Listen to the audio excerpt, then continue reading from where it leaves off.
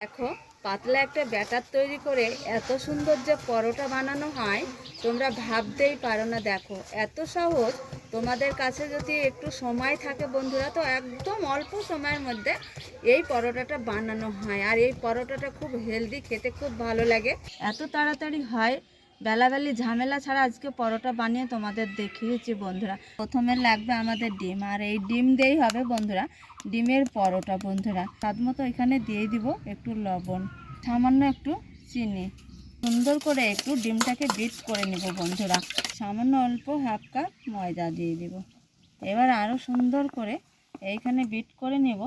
পরিমাণ মতো একটু জল দিয়ে দিব, মাপ অনুযায়ী 1 কাপ জল, তবে খুব ভালো হবে রেসিপিটা।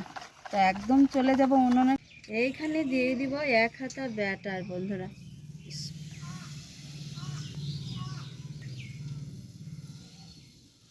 এবার আমি উল্টে দিব। এইখানে একটু তেল দিয়ে দিব আবার।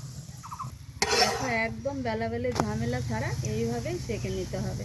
ওইভাবে তৈরি করে নিব। দেখো কতটাই সহজ এই পরোটা বানানো বন্ধুরা। দেখো, পাতলা একটা ব্যাটার তৈরি করে এত সুন্দর যে পরোটা বানানো হয় তোমরা ভাবতেই পারো না। দেখো, এত সহজ।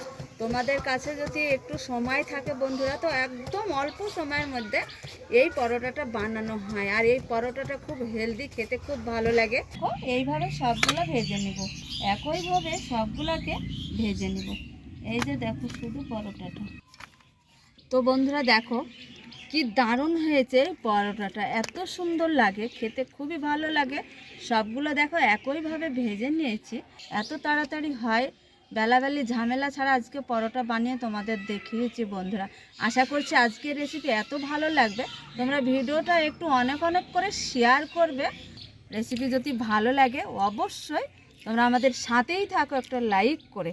রেসিপি শেষ করছি। যেখানেই থাকো ভালো থাকো, সুস্থ থাকো। পরবর্তী রেসিপি নিয়ে তোমাদের সঙ্গে দেখা হচ্ছে। তোমাদের টাটা বন্ধুরা।